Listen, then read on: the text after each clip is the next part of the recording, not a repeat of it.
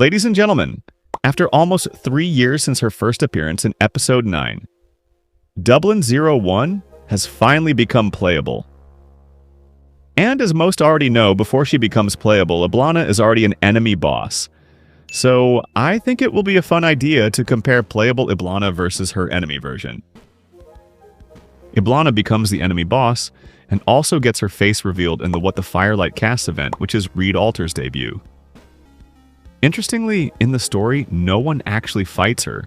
It's basically just a metaphor of Reed overcoming her fear of her sister.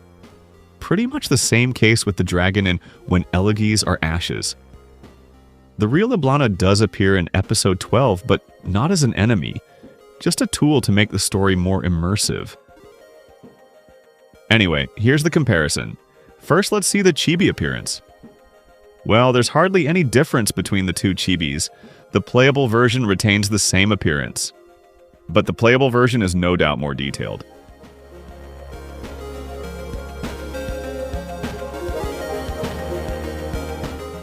Some of the animation and poses are also hardly any different. But of course, the big difference appearance-wise is that the enemy version wears a mask during the first phase, whereas playable version never wear one, not even with their skin. And I blame no one else but us, the doctor, for this. Do you require me to conceal my face? No? A judicious judgment. Alright, let's compare her abilities. The most noticeable thing about Eblana's first, and that is her summon. Eblana's enemy version technically doesn't have an ability to summon additional units, like what her playable version does. But the ability to summon these purple undead soldiers, likely based on how her enemy version can turn almost all enemies in the map into undead soldiers. And, well, turning other people, even herself, into an undead, is a thing she does in the story. Appearance-wise, the biggest difference between the undead soldiers of her enemy and playable version is that the playable version don't have legs. And I don't know about you, but while making this video I noticed just how much more different they are. The enemy version really gives off that undead vibe, whereas the playable version looks more like a specter.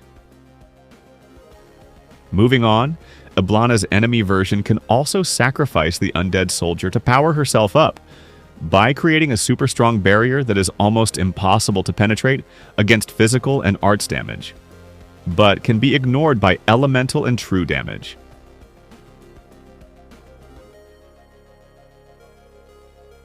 This barrier ability is not present in her playable version, but the way she sacrifices undead soldiers to power herself up is likely the idea behind her skill 3.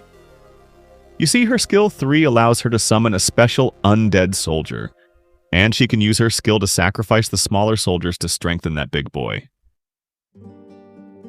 Another difference here is that after enemy Eblana sacrifices a soldier, they will not entirely disappear from the map, but just got turned into these things called embers, which will eventually turn into undead soldiers again if you don't defeat them as soon as possible. However, for her playable version, the smaller undead will be 100% gone after Eblana sacrifices them. Another one of Eblana's enemy version special ability is how she can bind your operators, disabling them from attacking or using skills, while at the same time inflicting arts damage and then dealing AoE damage when the bind expires or the operator gets defeated. This is obviously the idea behind her playable version skill 2, where Eblana can put multiple enemies to sleep, disabling them from moving and attacking, while also inflicting arts damage. But the main difference here is that the AoE damage from her enemy version is not present. The playable version also gains a benefit if she defeats someone with this ability by giving her additional summons, whereas her enemy version does not gain benefit at all if she defeats your ops with this. By the way, when using this ability, both her enemy and playable version will throw that purple card thingy she always carries around to the target. I honestly don't remember the story ever mentioned what that thing actually is, but it's most likely just another arts unit. And a little bit more trivia, I see someone points out it might be a reference to the talisman on a juncture. You know, those Chinese hopping vampires are undead. It's a rather funny reference if it was true, considering she is all about undead. Anyway, we're getting a bit sidetracked here. The last ability I'd like to compare is that in her enemy version, when entering the second phase, she will ignite all the reeds in the map, and all operators on a burning reed will start taking arts and burn damage. A rather troublesome ability, especially back then we didn't have Aja Alter yet, and I am sorry to announce that her playable version doesn't have this ability. Well, it does make sense, since this igniting reeds ability is tied to a stage mechanic. But I was really hoping the devs would make playable Eblana can inflict burn damage as a reference to this. Her second module will do just that, perhaps. Alright, I think that's all the comparison I can give you in this video. I suppose Eblana playable version is almost 1-to-1 when compared to her enemy version. But what do you think? And tell me if you'd like to see this kind of content in the future. That should be all. Adios.